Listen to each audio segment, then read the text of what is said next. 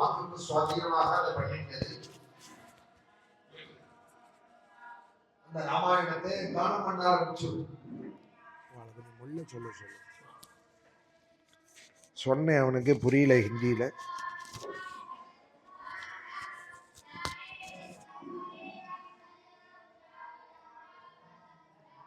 வாக்குக்கு சுவாதீனமாக பண்ணிக்கணும் கிரந்தங்களை, நல்ல ஸ்தோத்திரங்களை. புஸ்தகம் இருக்கு, டேப் இருக்கு, செல் இருக்குன்னு நினைக்க கூடாது. ஒரு ஸ்தோத்திரம் இருந்ததால ஆரம்பத்தில் படிக்கிறதுக்கு அதை வச்சுக்கலாம்.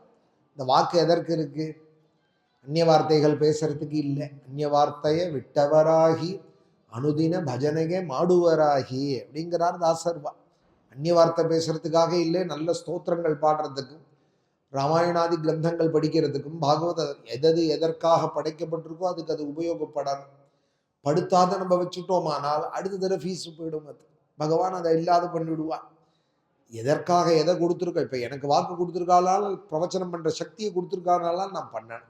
இங்கே அயோத்தியில் உட்கார்ந்தாலும் சரிதான், ஸ்ரீரங்கத்தில் இருந்தாலும் சரிதான், நான் பண்ணாத போயிடக்கூடாது. ஏன்னா எனக்கு அந்த சக்தியை பகவான் கொடுத்துருக்கார். பிரவச்சனம்ங்கிறது எல்லாராலையும் பண்ண முடியாது. பண்ண முடியுமானால் எங்கேருந்தோ ஒரு இடத்துலேருந்து பிரவச்சனம் பண்ணிகிட்டே இருக்கான். கேட்குற சக்தின்னு ஒரு சக்தி கேட்குறவாளுக்கு இருக்கானால் நல்ல விஷயங்களை அதை உபயோகப்படுத்தான். இல்லைன்னால் எப்போ வேணாலும் டஃப்பாக, எப்போ போகும்னே தெரியாது, இருந்துகிட்டே இருக்கும். திடீர்னு சத்தம் உள்ளேருந்து காதுலேருந்து வர ஆரம்பிக்கிறது, சங்கநாதம் மாதிரி. அப்புறம் டொப்புன்னு பல்பு முடுக்குங்கிறது நின்று போயிடுதுங்கிறா போல எத்தனை பேரை நான் பார்க்குறேன். முன்னாடி கூப்பிட்டா பின்னாடி திரும்பி பார்க்குறா, வேடிக்கையாக இருக்குது. பேரங்கள்லாம் கூட சிரிச்சுட்டு தான் அப்புறம் கூப்பிடுறான், தொட்டு கூப்பிடுறான். வார்த்தக்கியங்கிறது அப்போவே சிரமம்னு சொன்னால் சின்ன வயசுலேயே அது வந்துடுதானா? வயசாகி 80 வயசு 85 வயசில் வரதெல்லாம் இப்போ சின்ன வயசுலேயே எதிர்பார்க்குறா போல இருக்கு. நம்மளுடைய பழக்க வழக்கங்கள் அது மாதிரி ஆயிடுது. நல்ல இந்திரியங்களை பகவான் கொடுத்துருக்கால், யாருக்கும் இல்லாத அந்த ஒரு பாக்கியம் நமக்கு தான் பாக்கியம். அதனால அந்த வாக்கை பகவானுக்கு உபயோகப்படுத்தணும். நல்ல சப்தங்களை கேட்கறதுக்கு காதை உபயோகப்படுத்தணும். நாராயணியம் மாதிரி ஸ்தோத்திரங்கள் எல்லாம் புஸ்தகம் வச்சுன்னு படிக்கக்கூடாது. ஒரு தசகம் தெரியும்னாலும் அந்த நன்னா அக்ரே பஷ்யாமினால் புஸ்தகம் இல்லாத தப்பில்லாத சொல்ல பழக. நல்ல ஸ்தோத்திரங்களே கொஞ்ச காலம் படிக்கணும், அப்புறம் தப்பில்லாத வாக்கால சொல்ல பழகிக்க. 24,000 ஸ்லோகமாக வால்மீகி அதை எழுதினார். எழுதினதும் அந்த குழந்தைகளுக்கு அதை உபதேசம் பண்ணேன். அது வாக்குக்கு சுவாதீனமாக பண்ணி கொடுத்தான். எங்கள் அங்கெல்லாம் ராமாயணம் சொல்கிறேன்னா புஸ்தகம் வச்சுட்டா சொல்ல விட மாட்டார் எங்கள் அப்பாலாம். புஸ்தகம் இல்லாத என்னைக்கு ஒன்றுக்கு சொல்ல முடியுமோ இன்னைக்கு தான் மைக்கு தருவேன்பார். இப்போ புஸ்தகமே கிடையாது கையில், ஒன்றும் சும்மா ஸ்டாண்டு தான் இருக்குது. கையில் புஸ்தகமும் கிடையாது, ஐபேடும் கிடையாது. ஏதோ வச்சுன்னு இருப்பேன் பக்கத்தில், அதுவும் இல்லை. ராமாயணம் பாகவதத்துக்கு 3 மணி நேரம் சொல்லணுன்னா சொல்லலாம், 30 நாளைக்கு சொல்லணுன்னா சொல்லலாம். விஷயமா ஏதோ இப்போ அரட்டை அடிச்சுட்டு போகிறவாளை போல சொல்ல முடியாது, நமக்கு தெரியாது. அந்த விஷயத்தை சொல்லணுமானால் அது நமக்கு வாக்குக்கு சுவாதீனமாக. வேதங்கள்லாமும் அப்படித்தான், வேதாத்தியனம். அதுபோல ராமாயண பாகவதாதி கிரந்தங்கள் வாக்குக்கு சுவாதீனமாக அந்த குழந்தைகள் பண்ணிண்டு வாச்சோ விதேயம் தத் சர்வம் ஸ்ருத்வா காவியமனிந்திதோ. ஒரு குறை சொல்ல முடியாத அந்த ராமாயணம் அதுபோல பண்ணியிருக்காராம். ஸ்ருத்வா காவியம் அனிந்திதோ. அந்த ராமாயணத்தை அவர்கள் அத்தியனம் பண்ணி கானம் பண்ணிட்டு வரா. அஸ்வமேதம்னு சுவாமி அழைச்சிருந்தால் வால்மீகியே இந்த அயோத்தியில தான் சரையூ தீரத்தில் சொர்ணமயமான பிம்பத்தை வச்சுட்டு பண்ணிட்டு இருக்கேன், வாங்கன்னு கூப்பிடு. சீத்தை பக்கத்தில் இல்லாததுனால சீத்தை போல ஒரு பிம்பம் பண்ணி வச்சிருக்கேன் அப்படின்னு வால்மீகி ஆசிரமத்துக்கு தூதர்கள் வந்து கூப்பிட கொஞ்சம் கண்ணீர் விட்டாராம் வால்மீகி. என்ன இருந்தாலும் ராமன் வந்து இப்படி பண்ணக்கூடாதம்மா, நீ உயிரோட இங்கே இருக்கிறது, நம்ம ஆசிரமத்தில் இருக்கிறதே உன்னையே கூப்பிட்டு யஜ்யம் பண்ணக்கூடாதா, பிம்பத்தை வச்சுன்னு யஜ்யம் பண்றேன்னு சொல்றானே ராமன் அப்படின்னு வருத்தப்பட்டாராம் வால்மீகி. அப்ப சீதம்மா சொன்னாலாம், அந்த பிம்பத்துக்கு யார் பேர் வச்சிருக்காங்க? யார் பேரையோ வச்சு பண்ணலையே, அந்த பிம்பத்துக்கும் என் பேரை தானே வச்சிருக்கார். அப்ப என் மேல ராமனுக்கு உண்மையான பிரியம் இருக்கு, அதுல குறையே இல்லை. அதை நீங்க தப்பா நினைக்காதீங்கோ, ராமனை தப்பா நினைக்காதீங்கோங்கிறாலாம் சீதை. இந்த நிலையிலையும் தப்பா நினைக்காதீங்கோ, அவருக்கு எங்கிட்ட உள்ள பிரியம் அந்த பிம்பத்திலையும் என் பேர் தானே வச்சிருக்கார். அப்போ ஒரு ஸ்லோகம் எழுதினாராம் வால்மீகி. கடைசியா உத்தரகாண்டத்துல பிரம்மா என்ன மேலொப்பம் போடட்டும், சரஸ்வதி என் வாக்குல வந்து உட்காரட்டும், நாரதாதிகள்லாம் எனக்கு அனுகிரகம் பண்ணி வழிகாட்டட்டும், இந்த ராமாயணத்துல எனக்கும் தெரியாதது சிலது இருக்கு, அதுல முக்கியமானது 2ன்னாராம். என்னென்னால் ராமனோட ஹிருதயமே என்னன்னு எனக்கு புரியல, சீதையோட ஹிருதயமும் எனக்கு என்னன்னு புரியல. ஆனா ஒண்ணு புரியுறது, ராமனோட ஹிருதயம் சீதைக்கு தான் புரியும், சீதையோட ஹிருதயம் ராமனுக்கு தான் புரியும். ஹிருதயம் துவேவ ஜானாதி பிரீத்தி யோகம் பரஸ்பரம். இந்த ஸ்லோகத்தையும் குழந்தைகளுக்கு உபதேசம் பண்ணி இதையும் அவளுக்கு சொல்லி கொடுத்து அயோத்திக்கு அழிச்சுன்னு வந்துட்டார். குழந்தைகளை பார்த்ததும் சுவாமி கேட்கிறாள், உங்களுக்கு என்ன தெரியும் குழந்தைகளான்னு? அத்தியனம் பண்ணியிருக்கேலாம் ஆயிருக்கு. நீங்க யாரு? வால்மீகி சிஷ்யா. என்ன தெரியும்னா புதுசா ஏதாவது கத்துட்டா அதுதானே சொல்லுவா. அதனால என்ன தெரியும்னதும் ராமாயணம் தெரியும் அப்படின்னு தான் 12 வயசு குழந்தை. அதாவது ஒன்று சொல்லுங்கோ அப்படின்றதுமே இந்த ஸ்லோகத்தை சொல்லிவிடுத்து. ராமனோட ஹிருதயம் சீதைக்கு தான் தெரியும், சீதையோட ஹிருதயம் ராமனுக்கு தான். ஏதோ ஸ்லோகத்தை சொல்றார், பாட்டுக்கு நன்னா இருக்குன்னு சொல்லி விடுது. சுவாமிக்கு அது இலக்கி விடுது, மனசை உருக்கி அப்படியே திண்டில் சாஞ்சு விட்டாராம். நமக்கு ஒண்டியே தெரியும்னு இருக்கிறது இந்த ரிஷி எப்படியோ கண்டுபிடிச்சிருக்காரு. என் ஹிருதயம் சீதைக்கு தான் தெரியும், சீதையோட ஹிருதயம் எனக்கு தான் தெரியுங்கிறத இவர் தெரிஞ்சுட்டு இருக்காரு. இது கூட தெரியாம தானே நாங்க நடிச்சுட்டு இருக்கோம். அது அவருக்கு தெரிஞ்சிருக்கு. காயத்ரி பலம் 24 அக்ஷரமும் 24 காயத்ரியிலேருந்து எடுத்து வச்சிருக்கா. அதனாலதான் 24,000ன்னு பண்ணியிருக்கா. ஒரு 1000வது அக்ஷரம் ஆரம்பம், 1000வது ஸ்லோகத்துக்கு ஆரம்பம் காயத்ரியே. குழக்கட்டையில பூர்ணம் மாதிரி பூந்திருக்கு காயத்ரி. ஸ்ரீமத் ராமாயணத்துல குழக்கட்டுக்குள்ள எப்படி பூர்ணம் வச்சு பண்ணப்படுறதோ அதுபோல காயத்ரி மந்திரம் உள்ள பூந்திருக்கு ஸ்ரீமத் ராமாயணத்துல. அதனாலதான் ராமாயணம் இன்னைக்கும் ஜீவகலையோட பிரகாசிக்கிறது. அந்த வால்மீகி அந்த ஹிருதயத்தை தெரிஞ்சுட்டு இருக்காரேன்னு சந்தோஷப்பட்டு ராமாயணத்தை கானம் பண்ணுங்கன்னு சொல்ல அஸ்வமேத கொட்டகாயில யஜ்யம் நடந்துட்டு இருக்கிற காலத்துல, விராம காலத்துல இந்த குழந்தைகள் கானம் பண்றது சுவாமியே கேட்டு சந்தோஷப்படுறாள் அந்த ராமாயணத்தை.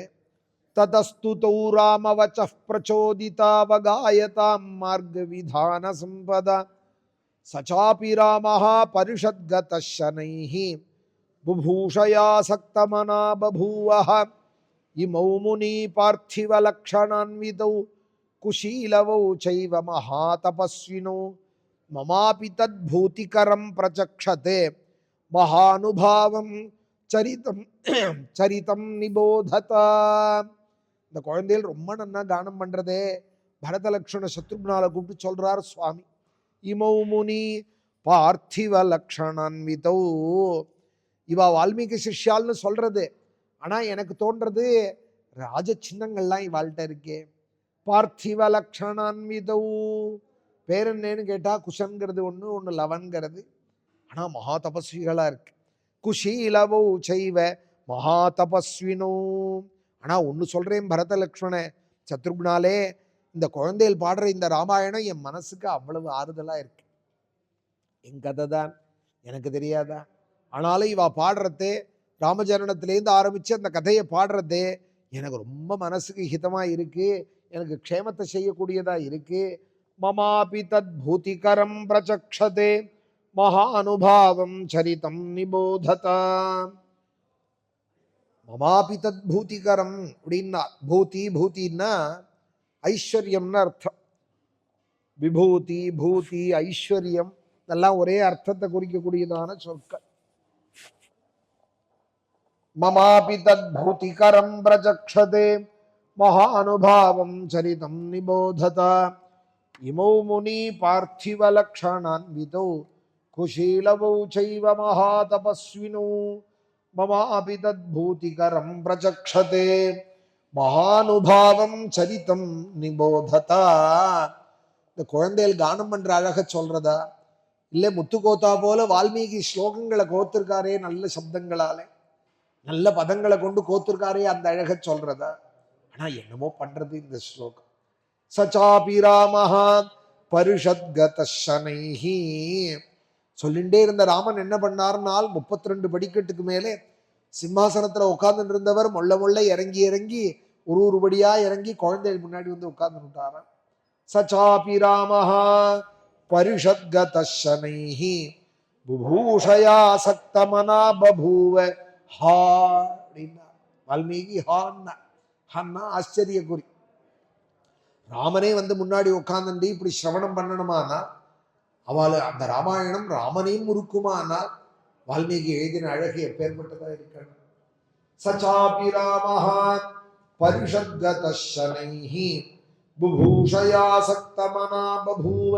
ஹா கானம் பண்ணுங்கோன்றது குழந்தைகள் ராஜா ஆக்ஞை.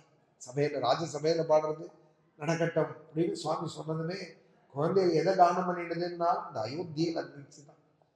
இவன் ஆண்டாலே இந்த சூரிய வம்சத்து ராஜாக்கள் இந்த அயோத்தியை பேர்பட்டது தெரியுமா? எல்லாம் நிறைஞ்சிருக்கு இந்த அயோத்தியிலேன்னு தான். சர்வாபூர்வமியம் ஏஷாம் ஆசீத் கிருஷ்ணா வசுந்தரா பிரஜாபதி முபாதாயே நிருபானாம் ஜயசாலினாம் ஏஷ. கதை சொல்ல ஆரம்பிச்சா கூட ஒரு ஊர்ல அப்படின்னு தானே கதை சொல்லுவான். பழைய காலத்துல ஒரு ஊர்ல ஒரு ராஜா இருந்தார் அப்படின்னு தானே கதை சொல்ல ஆரம்பிப்பான். அதுபோல இது பழக்கம், புராண இதிகாச பழக்கம். ஒரு ஊர் இருந்தது, ஒரு நகரம் இருந்தது தலைநகரமாய். எல்லா தேசத்துக்கும் 56 தேசத்து ராஜாக்களும் கப்பங்கற்றா போல ஒரு சக்கரவர்த்தி தலைமுறை இருந்தது. அந்த ராஜ்யம் எப்படி இருந்ததுன்னா எல்லாம் இருந்தது அந்த அயோத்தியில். இருக்குன்னு சொல்றதே ஐஸ்வர்யம். இருக்கோ இல்லையோ அது வேற விஷயம். அதனாலதான் ஆத்துல இல்லைன்னு சொல்லாதே, இல்லைன்னு சொல்லாதே. இல்லைங்கிறத எப்படி சொல்றதுனால் கடையில இருக்குன்னு சொல்லுவா. ஏதாவது இருக்கா இருக்கான்னால் கடையில இருக்குன்னு சொல், இல்லைன்னு சொல்லாது. நிறைஞ்சிருக்குன்னு சொல். இருக்குங்கிறது ஐஸ்வர்யம். அது நிஜமாவே இருக்கா, வெறுமன உபச்சாரத்துக்கு சொல்லலையா? ராமாயணத்திலே இந்த குழந்தை அன்னைக்கு அப்படி இருந்துதான். சர்வா பூர்வமியம் ஏஷாம் ஆசீது, எல்லாம் நிறைஞ்சிருந்த ஒரு நகரம் அயோத்தி. கிருஷ்ணா வசுந்தரா, வசுன்னா ஸ்வர்ணம், தரா அப்படின்னா பூமி. ஜலத்துக்காக 5 அடி 10 அடி மண்ணை தோண்டினால் தங்க பாலம் கிடைச்சுன்றதுதான் இந்த அயோத்தியில. இந்த ராஜதானியை சுத்தி பொன் விளையிற பூமின்னு சொல்லுவாலும். ஆசீத் கிருஷ்ணா வசுந்தரா பிரஜாபதி உபாதாயே நிருபானாம் ஜெயசாலினாம். ஒரு ராஜாக்களும் ஒருத்தருக்காக ஒருத்தர் ஒருத்தருக்காக ஒருத்தர்னு ரொம்ப பெருமை தங்கினவா. இக்ஷ்வாகு, மனோ இக்ஷ்வாகு, விகுக்ஷின்னு அந்த ராஜாக்கள் ஒருத்தருக்கு மேல ஒருத்தர் போட்டி போட்டு பெருமையா வாழ்ந்தவா. ஏஷாம் சசகரோ நாமே, அதுல சில பெரியவாளை பத்தி சொல்றேன். சகரன்னு ஒரு ராஜா 100 அஸ்வமேத யாகம் பண்ணினார். அது அவரோட பெருமை. அவருடைய 60 கோடி குழந்தையெல்லாம் அவளுக்கு. அந்த சகர சக்கரவர்த்திக்கு சிருஷ்டினாலே ஒரு சமயம் குதிரையை இந்திரன் தூக்கின்னு போயிட அவர் அஸ்வமேதத்துல அந்த குதிரையை தேடின்னு போறதே ஒரு பாகம் பூமியை வெட்டினாலாம். வெட்டின பாகம்தான் சமுத்திரமா எடுத்தான். ஒரு சமுத்திரம் இவா வெட்டினதான். இந்த பக்கம் பே ஆஃப் பெங்கால்ங்கிறா, இந்த பக்கம் அரேபியன் சீங்கிறா, எழுத்தாப்புல இந்தியன் ஓஷன்கிறாலும். இந்த இந்தியன் ஓஷன்கிறது சகரபுத்திரால் வெட்டினதான். அதனாலதான் சமுத்திரத்துக்கு சாகரம்னு ஒரு பேர். ஏஷாம் சசகரோ நாமே சாகரோ ஏன கானிதா. இவா வெட்டி வெட்டி தான் ஒரு பாகமே சமுத்திரம் உண்டாய் எடுத்தான். சமுத்திரம் வெட்டின குடும்பமா. ஷஷ்டி புத்திர சஹசிராணி எம்யாந்தம் பரியவாரயன்னு. எல்லாத்துக்கும் மேல சொல்றேன், அந்த 60,000 குழந்தைகளும் அப்பாவோட காரிய நிமித்தமாக உயிரை விட்டா. அந்த வம்சத்துல வந்த பகீரதன் அவளை கரையேத்தனம்னு எங்கேயோ பிரம்மலோகத்துல ஓடின, தேவலோகத்தில் ஓடின கங்கையே பூமி பாத்தாள பரியந்தம் பாய விட்டு இந்த 60,000 சாம்ப முட்டுகளையும் கங்கா ஜலத்தால நினைச்சு எல்லாரையும் கரையேத்தினார். பிதற்கள்கிட்ட அப்படி ஒரு பக்தி உள்ள குடும்பம் இது. எல்லாத்துக்கும் மேல அப்பாவுக்காக உயிரை கொடுக்கிற வம்சம் இந்த குடும்பம்.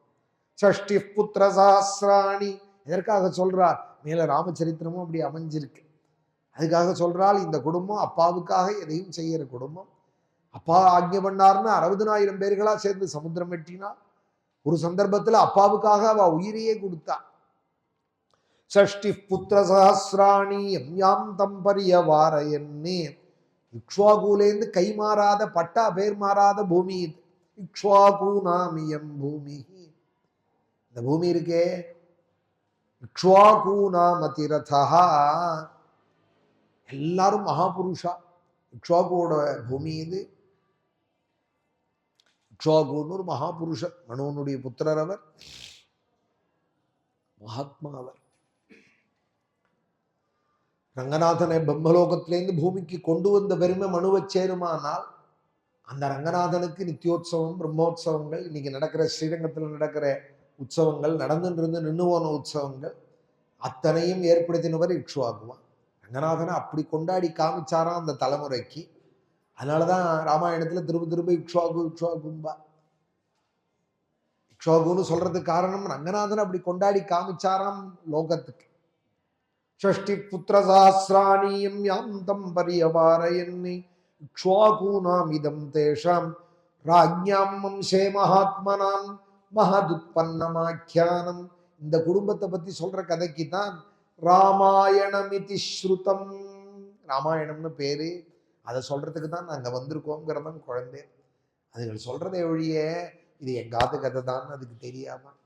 இப்ப நான் சொல்லிட்டு இருக்கேனே இக்ஷ்வாகு மனு விகுக்ஷின்னு, இது எங்க மூதாதையர்கள்னு அதுகளுக்கு தெரியாது. ஏதோ வால்மீகி சொல்லி கொடுத்தாரு சொல்றது.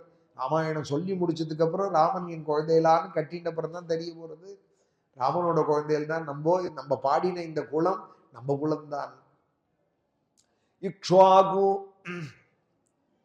மனுனா மானவேந்திரேணே யாபுரி நிர்மிதா ஸ்வயம் இக்ஷ்வாகூனாம் இதம் தேஷாம் ராஜ்ஞாம் வம்சே மகாத்மனாம் மகதுத்பன்னமாக்கியானம் ராமாயணமிதி ஸ்ருதம் ததிதம் வர்ணயிஷ்யாமஹ சர்வம் நிகிலமாதிதः கோசலோ நாம முதிதः ஸ்பீதோ ஜனபதோ மகானி நிவிஷ்டः சரயூ தீரே பிரபூத தனதான்யவானே அயோத்தியா நாம நகரி தத்ராசீன் லோக விஸ்ருதா மனுனா மானவேந்திரேன யாபுரி நிர்மிதா ஸ்வயம். கோசல தேசம்னு பேரு இந்த தேசத்துக்கு. அதுக்கு தலைநகராக விளங்குறது அயோத்தி. யாரும் யுத்தம் பண்ணி ஜெயிக்க முடியாத நகரமா அயோத்தியா நாம நகரி. சொர்க்காதி லோகங்கள் எல்லாம் பேசிக்கிறாளாம் இந்த அயோத்தியோட பெருமையை. தத்ராசீன் லோக விஸ்ருதா. இது யாரால கொண்டு நிர்மாணம் பண்ணப்பட்டதுன்னால், ஒரு வீடுன்னு இருந்ததானால் இது யார் கட்டினா அப்படின்னு கேட்கிறோமோனோ. யாரோட வீடு, யார் கட்டின வீடு அப்படிங்கிறோம். அதுபோல இந்த அயோத்தி நகரம் இப்ப வந்து உட்கார்ந்துட்டு இருக்கமே, இது யார் நிர்மாணம் பண்ணதுன்னால் மனுனா மானவேந்திரேனே. மனுவால, வைவஸ்வத மனுவால் நிர்மாணம் பண்ணப்பட்டதான். எதற்காக நிர்மாணம் பண்ணினார்னால், அவர் காலத்துல அவருக்கு முன்னாடி தலைநகர் வேறையா தான் இருந்துதான். வேற எங்கேயோ ஒரு இடமா தான். இப்ப எப்படி டெல்லி தலைநகர்னு சொல்றோமோ அது போல வேற இடமா இருந்தது. ஒரு சமயம் அவர் பிரம்மலோகம் போனார். பார்க்கடல்லேருந்து தானேயான மூர்த்தியே பிரம்மாவுக்கு உபாசனைக்காக கொடுத்திருந்தால் சுவாமி அனந்த பத்மநாபர். அந்த மூர்த்தி தான் ரங்கநாதன் நம்பெருமாள்னு இன்னைக்கு ஸ்ரீரங்கத்தில் பிரகாசிக்கிறாளே. பார்க்கடல்லேருந்து தானே உண்டான மூர்த்தி, சிற்பி வார்த்த விக்கிரகம் இல்லை. இஷ்டத்துக்காக, பிரம்மாவோட இஷ்டத்துக்காக கொடுத்தார். கையில் எடுத்துன்னு வந்து பிரம்மதேவன் தன் லோகத்துல வச்சு பூஜிச்சுட்டு இருந்தார். கையில வச்சு பூஜிச்சுட்டு இருந்தார். பிரம்மலோகத்துலதான் ஓடிட்டு இருந்தது சரையு. அங்கேருந்து உண்டான நதி தான். அங்க போன சமயத்துல இந்த மனுவை அழிச்சுன்னு போய் பிரம்ம லோகத்தை சுத்தி காமிக்கிறதே தன் குலதெய்வத்தையும் காமிச்சார். அவ்வளவு பெருமை வாய்ந்தவரா மனுஷர் மனுஷாளுக்கெல்லாம் பூர்வீகர். அவர்கிட்ட வந்ததுனாலதான் நமக்கு மனுஷால்னே பேர். அவர் பிரம்மலோக பரியந்தம் பேருந்தாராம். பிரம்மா ரங்கநாதனை கூட்டு காமிச்சதும், இந்த பெருமாளை எங்கிட்ட கொடுத்துரும் போல, என்னால தனியா ஊருக்கு போக முடியும்னு தோணலையே, இவரை பார்த்ததும்னு அழுதா. உயிரை கேட்டா கொடுப்பேன், பெருமாளை கொடுக்க மாட்டேன்னார் பிரம்மதேவன்.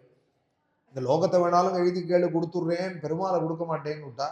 ராத்திரி அங்க தங்கி இருந்தார் மனு. ராத்திரி சுப்பனம் பெருமாள் என்னதான் அமுச்சுடேன், மனுவோட அமுச்சுடேன்னு அவரே ஆக்கிய பண்ணு. பொழுது விடிஞ்சதும் பிரம்மாவே கூப்பிட்டு, மனுவே பெருமாள் ஆக்ஞே உன்னை கொண்டு போயிட சொல்லிட்டார் அப்படின்னு சொல்ல, அந்த பரவாசுதேவனோடு அந்த விமானத்தோட கருடன் பரியந்தம் அந்த கோவிலே பிரம்மலோகத்திலேருந்து வந்ததான். அது அப்புறம் அயோத்திக்கு வந்து, அப்புறம் அயோத்தியிலேருந்து ராட்சசன், சாமானியால் எடுக்க முடியுமா, ராட்சசனான விபீஷன் அப்படியே பேத்து எடுத்துன்னு போய் சந்திரபுஷ்கரணி கரையில வச்சுக்கிட்டா. முதல்ல பிரம்மலோகத்துக்கு வந்து, அப்புறம் இந்த அயோத்திக்கு வந்து, இப்ப எங்க இருக்கு, எங்க ஊர்ல இருக்கு. நான் அயோத்திக்கு வந்தாலும் எனக்கு எது அயோத்தினால், பெருமாள் எங்க இருக்காரோ அவர் தானே, அதுதானே அயோத்தி. ராமன் இருக்கிற இடம் அயோத்தினால், ரங்கநாதன் வந்து தானே அப்புறம் தானே ராமாவதாரம். ஸ்ரீரங்கம் தான் வந்து முக்கிய பிராணனான திவ்ய தேசம். விஷ்ணுவாளுக்கும் பிராணன்பா, கண்ணும்பா. ஸ்ரீரங்கம்னா அது கண்ணு. அந்த பெருமாள் அந்த பரவாசுதேவனோட பத்ம விமானத்தோட கூட கருடனோட கூட கிளம்பி வந்துட்டா. பெருமாளை கையில் எடுத்துன்னு வரார் மனு. எங்க வச்சு இவரை ஆராதிக்கிறதுங்கிறதே, பெருமாள்னு சொன்னா தீர்த்தம் வேணுமே, ஆச்சமனம், அர்க்கியம், பாத்தியம், அபிஷேகங்கள்லாம் பண்றதுக்கு அவருக்கு உகந்து இருக்கணும். எனக்கு பிடிக்கும் நீங்க எடுத்துக்கோங்கிறது ஒரு வித பக்தி, அவருக்கு என்ன பிடிக்கும்னு பார்த்து பார்த்து செய்யறது ஒரு பக்தி. அவருக்கு எது ஹிதமா இருக்கும்னால், பிரம்மலோகத்துல இருந்தவர் அந்த ஜலம் தான் அவர் புழங்கியிருக்கார். அதனால அந்த ஜலம் பிரம்மலோகத்திலேருந்து வந்துட்டு இருக்கு, சரையோ, அந்த கரையிலேயே ஒரு நகரத்தை நிர்மாணம் பண்ணி பெருமாளை வச்சுடுவோம்னு அப்படி ஏற்படுத்தினதான் இந்த அயோத்தி. பிரம்மலோகத்திலேருந்து வர சரையோ நதி இங்க வர, அதனுடைய கரைக்கு வந்து பெருமாளை இங்க நிர்மாணம் பண்ணி ஆலயங்கள்லாம் கட்டி, ரத வீதியெல்லாம் கட்டி, மனுனா மானவேந்திரேனே யாபுரி நிர்மிதா ஸ்வயம், அவரால் நிர்மாணம் பண்ணப்பட்டதான் இந்த அயோத்தி. அப்புறம் தலைநகர்னு வேற வச்சுக்க முடியுமா? பெருமாளை பார்க்காம எப்படி இருக்கிறது?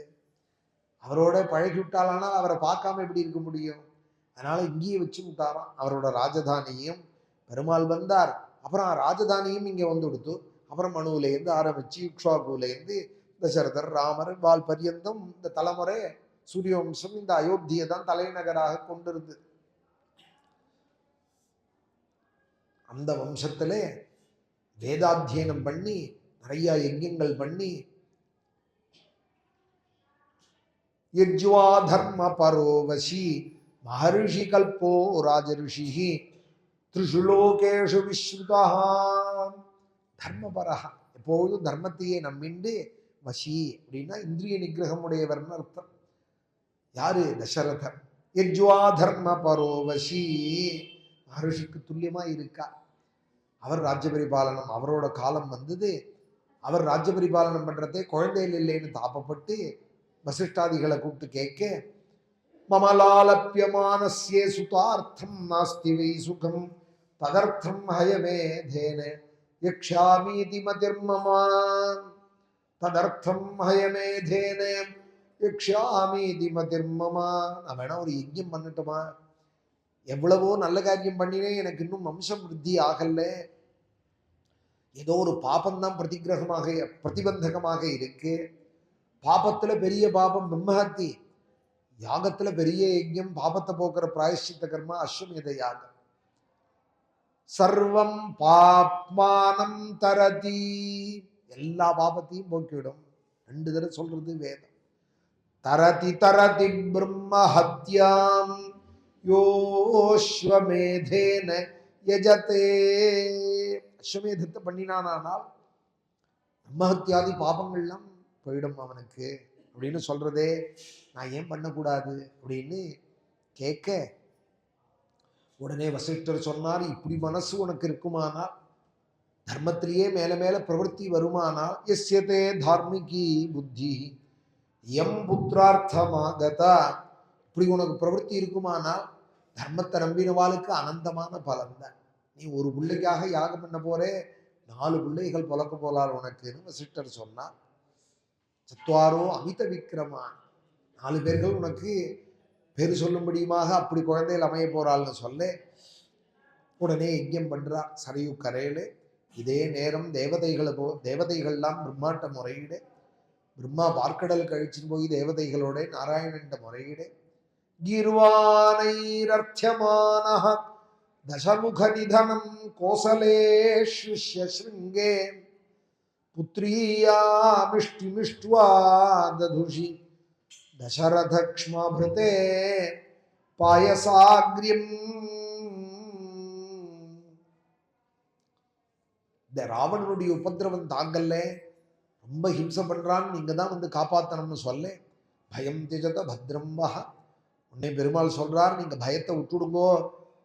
வதார்த்தம் யுதிராவனம் சபுத்திரபோத்திரம் சாமாத்தியம் சமித்ர ஜாதி பாந்தவம், அவனை கூண்டோட கொத்தோட நான் அழிச்சு விடுறேன், ராவணாதிகள்கிட்டேருந்து உங்களுக்கு ஹிம்சை இருக்காது, நான் பூலோகத்துல வந்து அவதாரம் பண்றேன்னு சொல்ல, உடனே தேவதைகள்லாம் சொல்றால், அவன் எல்லார்கிட்டேருந்தும் மரணம் கூடாதுன்னு வரன் வாங்கியிருக்கான்.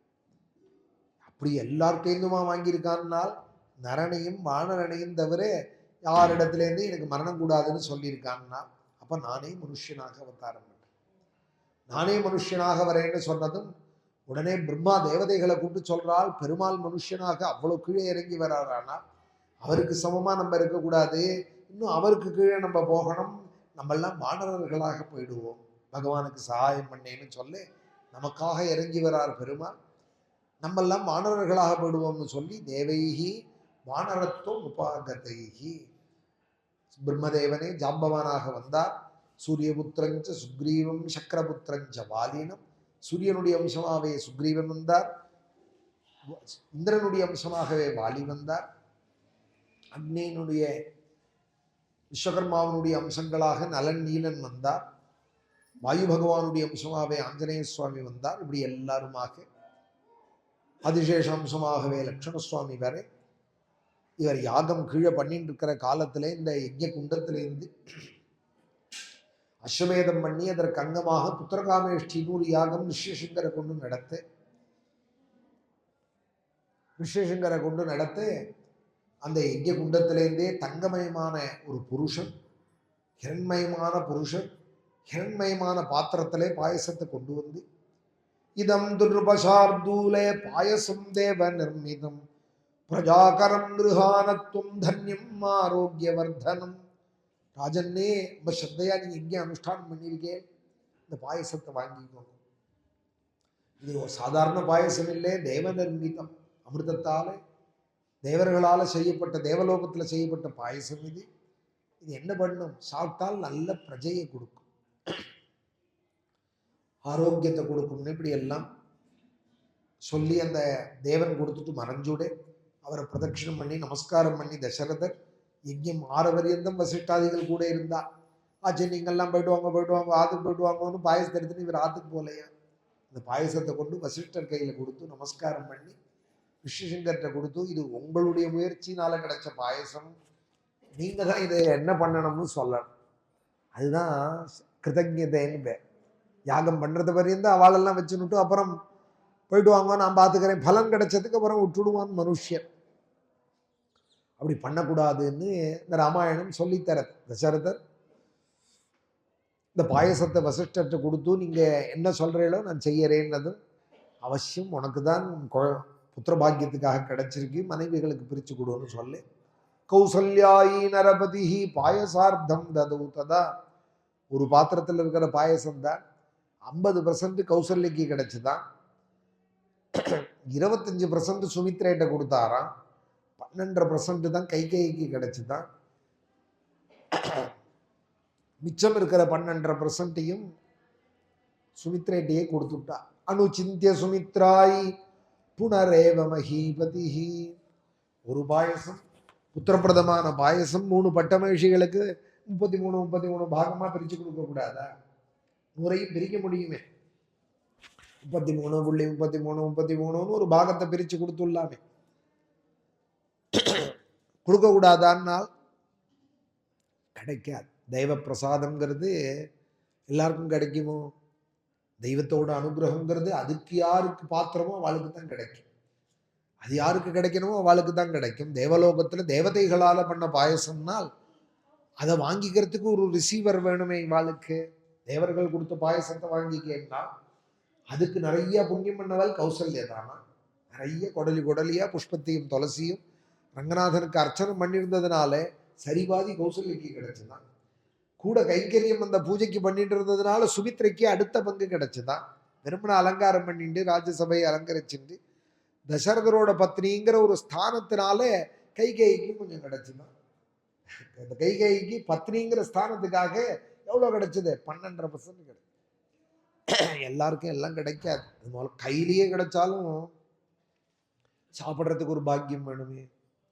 கையிலேயே கிடைச்சாலும் சாப்பிட்ற பாக்கியம் இருந்தா தானே கிடைக்கும்.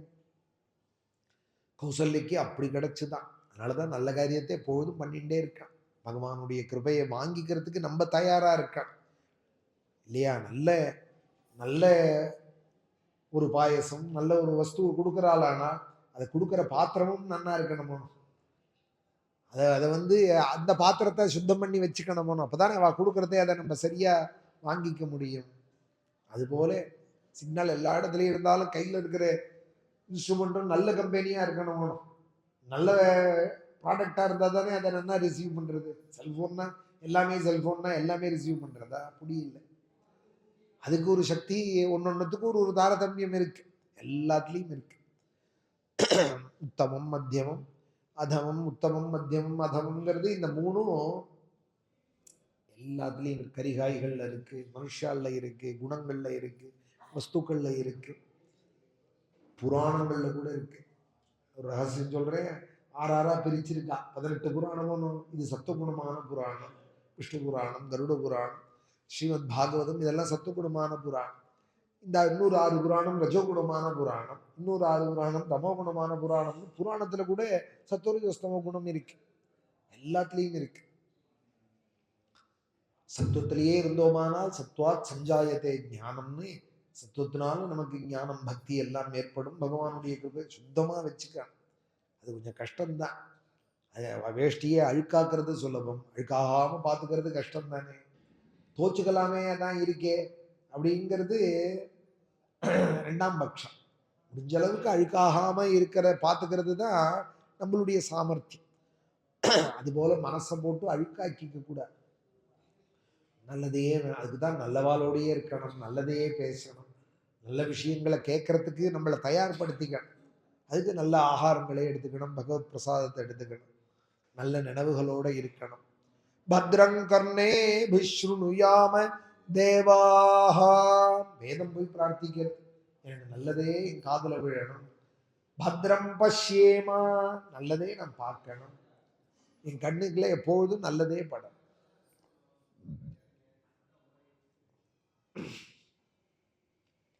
பத்ரம் கர்ணே பிஸ்ருணுயாம தேவாஹ பத்ரம் பஷ்யேமாக்ஷபிர்யஜத்ராஹ.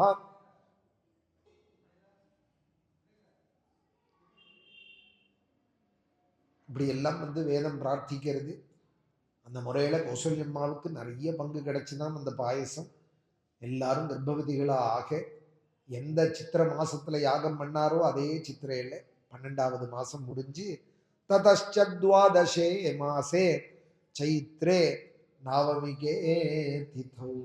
நவமி புண்ணிய காலத்திலே, வசந்த காலத்திலே, சுக்லபக்ஷ நவமியில, சுக்லபக்ஷத்துல நவமியில அவதாரம் பண்றா. 10 மாசத்துக்கு 12 மாசமா இருந்துட்டாலும் எந்த பிரபுவை ஆராதிச்சால் கர்ப்பவாசாதி தோஷங்கள்லாம் போயிடுமோ, எந்த பிரபுட்ட ஆச்சாரியால் பிரார்த்திக்கிறாளோ, இக சம்சாரே பகுதுஸ்தாரே கிருபயாபாரே பாகி முராரேன்னு யாரிடத்துல வேண்டாரோ அவர் கௌசல்ய வயத்துல 10 மாசத்துக்கு 12 மாசமா இருந்தார். 10 மாசம் இருக்கிறதையே குறைச்சலா சொல்றது சாஸ்திரங்கள். கர்ப்பவாசத்தை நல்லதா சொல்லலை. கர்ப்பவாசங்கிறதே மாத்திரு கர்ப்பத்துக்கு வரதே பெரிய ஒரு பரிசிரமம் தான். அதுலேயும் 10க்கு 12 மாசமா ஏன் இருந்தான் பகவான்னால், மணிவயிறு வாய்த்தவனே அப்படின்னார் ஆழ்வார். அது மணி வயிறாமன். ரங்கநாதனை தியானம் பண்ணி பண்ணி ரங்கநாத பிரசாதத்தையே சாப்பிட்டு சாப்பிட்டு ஹிருதயத்துல ரங்கநாதனையே நினைச்சு நினைச்சு குளுமையா வச்சிருக்காலாம் ஹிருதயத்தையும் வயரையும் மனசையும். அதனால சுவாமிக்கு ஒரு கர்ப்ப கிரகம் போல இருந்ததுதான் கௌசல்ய வயர். கோவில்ல இருக்க பெருமாள் ஆசையா தானே இருப்பார், கோவில்ல தானே உகந்து இருப்பார் பெருமாள் திவ்ய தேசங்கள்ல. கௌசல்யோட தேகமே ஒரு திவ்ய தேசம் போல இருந்துதான் பெருமாளுக்கு. மண்ணு புகழ் கோசலை தன் மணிவயிறு வாய்த்தவனே. மரணமேனு வந்தாராம் அவதரிக்கணுமே. கௌசல்ய ஹிருதயத்திலே அப்படி பெருமாளை இருத்தி வச்சிருக்காலாம். பிராணாயாமேனு புருஷம் தியாயமானா ஜனார்தனம்னு வால்மீகி அவள் பண்ற பூஜையெல்லாம் சொல்றா. கௌசல்யா எப்படி ரங்கநாதனை ஆராதிப்பாள்னு. அப்படி 12வது மாசத்திலே கடக லக்னத்திலே புனர்வசு நட்சத்திரத்திலே பகல்லே புதன்கிழமையிலே பகவான் அவதாரம். ராமாவதாரம் புதன்கிழமையிலே, கிருஷ்ணாவதாரம் வியாழக்கிழமையில. கிருஷ்ணன் ஜெகத்குருன்னு குரு இல்லையா, அதனால வியாழக்கிழமையில அவதாரம், ராத்திரியில அவதாரம், கிருஷ்ணபக்ஷத்துல அவதாரம், அஷ்டமியில அவதாரம், ஆவணி மாசத்துல அவதாரம். இவர் சித்திர மாசம் பகல், நவமி, சுக்லபக்ஷம், கடக லக்னம், 5 கிரக உச்சமாம், குருச்சந்திர யோகமாம். நட்சத்திரே அதிதி தெய்வத்தியே சோச்ச சமஸ்தேஷு பஞ்சசு. பேசாங்க, 1 மணி நேரம் பேசாம இருக்க மாட்டேலா. கிரகேஷு கர்க்கடே லக்னே வாக்பதா பிந்துனா சஹ ப்ரோத்யமானே ஜகன்னாதம் சர்வலோக நமஸ்கிருதம் கௌசல்யா ஜனயத்ராமம் சர்வலக்ஷண சம்யுதம் விஷ்ணோரர்த்தம் மகாபாகம் புத்திரமைக்ஷ்வாகவர்தனம் கௌசல்யா சுஷுபே தேனே புத்ரேணாமித தேஜசா யதாவரேண தேவானாம் அதிதிஹி வஜ்ரபாணினா. இந்திரனை அதிதி அம்மாள் எப்படி உண்டாக்கினாலோ அதுபோல பகவான் உண்டாக்கினால் கௌசல்ய அப்படின்னு சொல்றா. சர்வலக்ஷண சம்யுதம்ங்கிறா. சர்வலக்ஷணத்தோடையும் இதுக்கு கோவிந்தராஜ வியாக்கியானத்திலே வைகுண்ட ரூப தரிசனம்ங்கிறா. வைகுண்ட ரூபத்தோட சங்கசக்கராதி ஆயுதங்களோட ரங்கநாதனா காட்சி கொடுத்தாராம் கௌசல்யக்கு மாத்திரம் அந்த தரிசனமா. அப்புறம் புஷ்ய நட்சத்திரத்திலே புஷ்யே ஜாதஸ்து பரதஹான்னு மறுநாள் பரதனை கைகேயம்மாள் உண்டாக்கினா. மீனலக்னே பிரசன்னதீஹி, மீனலக்னத்தில் அவர் அவதாரம் பண்ணினார். சார்பே ஜாதௌது சௌமித்ரிஹி, ஆஸ்லேஷா நட்சத்திரத்தில் லட்சுமண சத்ருக்னால் வந்து அவதாரம் பண்ணினார். ராஜ்ய புத்திரா மகாத்மானஹா சத்வாரஹா ஜெகிரே பிருதகி குணவந்தோருபாஷ்சே. ரொம்ப அழகா இருக்கால். குழந்தைகள் மங்கள ஸ்நானங்கள்லாம் பண்ணி வைக்க ஒரு குழந்தை பிறக்குமான்னு இயங்கிட்டு இருந்த தசரதன் கௌசல்யாதிகளுக்கு 4 குழந்தைகள் கிடைச்சிருக்காள்னு தெரிஞ்சதும் மகோத்சவமாக அயோத்தியில் அதை கொண்டாடி உற்சவஷ்ட மகானாசீதி அயோத்தியாயாம் ஜனாகுலஹா பெரிய உற்சவமாக நடத்தி தேவதுந்துபி வாத்தியங்கள்லாம் வாசிக்கிறதா, கந்தர்வ கானமாம், புஷ்ப வருஷமா. பிராமணான் போஜயா மாசே பௌரஜானபதானபி. பிராமணாளுக்கெல்லாம் போஜனங்கள் பண்ணி வச்சு ஏழைகளுக்கெல்லாம் தானங்கள் பண்ணி தசரதன் சந்தோஷப்பட 11வது நாள் அதீத்யைகாதசாஹம் து நாம கர்ம ததா கரோதி ஜேஷ்டம் ராமம் மகாத்மானம் பரதம் கைகை சுதம் சௌமித்ரிம் லக்ஷ்மணமிதி சத்ருக்னமபரம் ததா. வசிஷ்ட இதை ஊதுபத்தி ஏற்றி வச்சிருக்காளா உள்ள வெளியில அணைஞ்சோத கம்மறது. வசிஷ்டா கதை ஆரம்பிச்சா ஏற்றி வச்சுடுறாங்க. 1/2 மணியில தொண்டையை அமுக்கிறது. வசிஷ்டா பரம பிரீதா நாமானி கிருதவான்ஸ்ததா பிராமணான் போஜயா மாசே பௌரஜானபதானபி. 11வது நாள் குழந்தைகளுக்கெல்லாம் புண்ணியாகவாச்சனம் பண்ணி நாமகரணம் பண்ணி வசிஷ்டர் ஜேஷ்டம் ராமம் மகாத்மானம் பரதம் கைகை சுதம் ராமன் பேர் வச்சாலாம் வசிஷ்டர். வசிஷ்டர் கொண்டே பேர் வைக்க சொன்னாராம் தசரதர். ஜயது ஜயது மந்திரம் ஜன்ம சாபல்ய மந்திரம் ஜனன மரண வேத கிளேஷ விச்சேத மந்திரம். ஜன்மாவை பயனாக்கிற மந்திரமாம் ஸ்ரீராம மந்திரம். ரகுபதி குண மந்திரம் ராம ராமேதி மந்திரம்.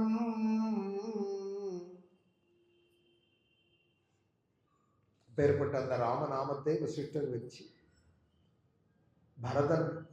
பரதன் கைகேயி புத்திரனுக்கு வச்சா. பரேங்கிற தாத்துலேருந்து சுமக்க போறா. 14 வருஷம் அண்ணாவுக்காக ஜட மரவுருவி எல்லாம் சுமக்க போறான்னு பரதன் பேர் வச்சா.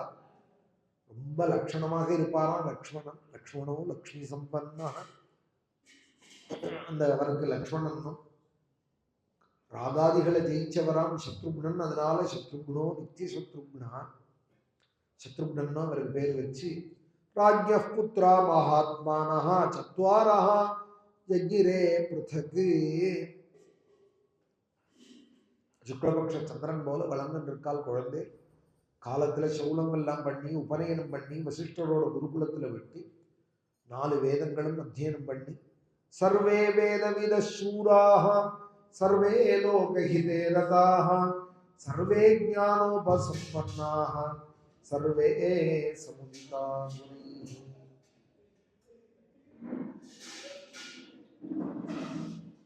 சர்வே வேதவித சூராஹ சர்வே லோகஹிதே ரதாஹ. எல்லாரும் வேதம் அத்தியனம் பண்ணினா. வேதத்தை அத்தியனம் பண்ணதுனாலேயே லோகத்துக்கு ஹிதம் தேடுறவர்களாக குழந்தைலாம் இப்போ வேதம் சொல்றதுன்னு சொன்னா இதுகளுக்கு தெரியாது. வேதம் சொல்றோம், ருத்ரமே நம்ம சொல்றோம், நமக்கே அர்த்தம் தெரியாது. ஆனா அதுல எவ்வளவு லோகக்ஷேமார்த்தமான பிரார்த்தனைகள் இருக்கு தெரியுமா? விஸ்வம் புஷ்டம் கிராமே அஸ்மின் அநாதுரம் யதா ந சர்வமிஜ்ஜகத் அயக்ஷ்மம் சுமனா அசதி அப்யவோச்சததிவக்தா பிரதமோ தெய்வ்யோபிஷகி அஹீகிஷ்ட சர்வான் ஜம்பயன்னே சர்வாஷ்டயாது தான்யஹ. இந்த ஜகத்துல உள்ள துர்பிக்ஷங்கள்லாம் போகட்டும் அப்படின்னு ஒரு இருக்குல பிரார்த்தனை ருத்ரத்துல. யதான சர்வமி ஜகது அயக்ஷ்மம். யாரும் ரோகத்தினால கஷ்டப்படக்கூடாது, யாரும் துக்கத்தினால அழக்கூடாது. விஸ்வம் புஷ்டம் கிராமே அஸ்மின் அநாதுரம். ஆதுரம்னா துக்கம். அநாதுரம் அப்படின்னா யார் வீட்டிலையும் கண் கசிய கூடாது, துக்கம் வரக்கூடாது, சோகம் வரக்கூடாது. அதுபோல ஈஸ்வரா நீ பண்ணணும்னு ஒரு தடவை ருத்ர ஜபம் பண்றதையும் பிரார்த்தனை. நமக்கு அர்த்தம் தெரியுமோ தெரியாது. ஒரு ருத்ரேகாட்சின்னு பண்ணிடலானா 11 பேர் 11 தடவை ஜபிச்சாலானா 121 தடவை இந்த பிரார்த்தனை. மகாருத்ரம்னு பண்ணினாலானால் 1000 சுற்றம் தடவை, அதிருத்ரம்னு பண்ணினாலானால் 16,000 சுற்றம் தடவை. திரும்ப திரும்ப இதையே நல்ல நல்ல சொற்களையே சொல்லி சொல்லி தான் நல்லது வரும். கெட்ட வார்த்தையே பேசக்கூடாது, கெட்டதே பேசக்கூடாது, நல்ல வார்த்தைகளே சொல்லணும். ஜிஹ்வாமே மதுமத்தமா. வேதம் போய் சொல்றது நல்ல வார்த்தையா என் வாக்குல வரும், என் காதுல நல்லது கேட்கணும். கர்ணாபியாம் பூரி விஸ்ருவம்.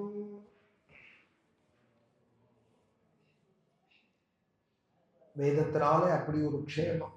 பகவானுடைய வாக்கு அது அப்போருஷே. பகவானுடைய வாக்குலேருந்தே வந்தது இந்த வேதம்.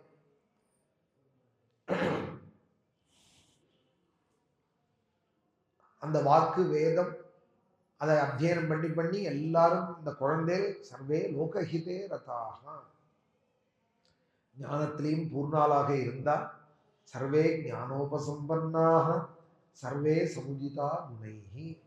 குணத்திலையும் ஆத்ம குணம். குணம் வேணும், படிச்சா போருமா, ஆத்ம குணம் வேணும். அஹிம்சை, அஸ்தேயம், பரோபகாரம், அபரிகிரகம், ஜீவகாருண்யம், துஷ்டி, சமதை இத்தியாதி அஷ்ட கல்யாண குணங்கள் சொல்லியிருக்கா ஆத்ம குணம்னு. அஹிம்சை அஹிம்சைன்னு ஒன்று சொல்லிட்டு இருந்தார், அவரையே மகாத்மா மகாத்மான்னு எல்லாரும் கொண்டாடினாள் இல்லையா. எல்லாம் தெய்வ குணங்கள். இது மாதிரி 8 குணங்கள். அஸ்தேயம், பரோபகாரம், அபரிகிரகம். அந்த குணங்களோடெல்லாம் குழந்தைகள் பிரகாசிக்க கல்யாண வயசு வந்துடுத்து, அத்தியனம் ஆயிடுத்து குழந்தைகளுக்குன்றது. கல்யாணம் பண்ணலாம்னு நினைக்கிறா. அதுல சுவாமி எப்படி வில்லெல்லாம் பயிற்சி பண்றா. தனுர்வேதங்க தனுர்வேதேச்ச நிரதாக பிதிரு சுஷ்ரூஷனே ரதாக. அப்படி சாயரக்ஷ வேளையில குதிரையில ஏறி இப்படி சரையு கரையில செல்வாரா. யதாஹி ஹயமாரூடா மிருகயாம் யாதி ராகவா ததைனம் பிருஷ்டதோப்யேதி சதனு பரிபாலயன்னி. அப்படி சாயரக்ஷ வேலையில வில் பயிற்சி பண்றது. ஒரு வித்தையை கத்துண்டா போறாது, பயிற்சி வேணும், பிராக்டிஸுங்கிறாலும். சுவாமி இப்படி சாயரக்ஷ வேலையில இந்த சரையு கரை, இந்த சரையு இன்னைக்கு பார்த்தோமே காட்டு குப்தார் காட்டு போறதுக்கு வழியெல்லாம் சரையு பார்த்து போனமே, சரையு கரை. இந்த கரையில தான் குதிரை மேல போவாராம் சுவாமி. பின்னாடியே லக்ஷ்மணனும் இல்லை அம்பையும் தூக்கின்னு ஓடி வருவாராம். ததைனம் ஒரு குதிரையில அவர் வருவாராம். ததைனம் பிருஷ்டதோ பேதி சதனு பரிபாலயன்னே. அதுபோல பரதன் அனுவர்த்திச்சு சத்ருக்னா. சத்ருக்னன் ஏன் எப்படி இருந்தார்னா பரதச்சாபி சத்ருக்னா. பரதனிடத்திலையும் சத்ருக்னன் அப்படி இருந்தார். ஏன் இருந்தார்னா அவன் லக்ஷ்மணன் தம்பியோனும் அப்படின்னார். லக்ஷ்மணா வரஜோஹிசா. அவன் லக்ஷ்மணன் தம்பியோனோ, அவன் எப்படி ஒரு அண்ணாவை அனுவர்த்திக்கிறானோ அதுபோல இவனும் ஒரு அண்ணாவை அனுவர்த்திக்கிறான். தூங்க மாட்டாலாம் இவாள். இந்த ஜோடி பிரியவே பிரியாதான். நச்சதே நவினா நித்ராம் லபதே புருஷோத்தமஹ மிருஷ்டமன்னமுபானீதம் அஷ்னாதி நச்சதம் வினா.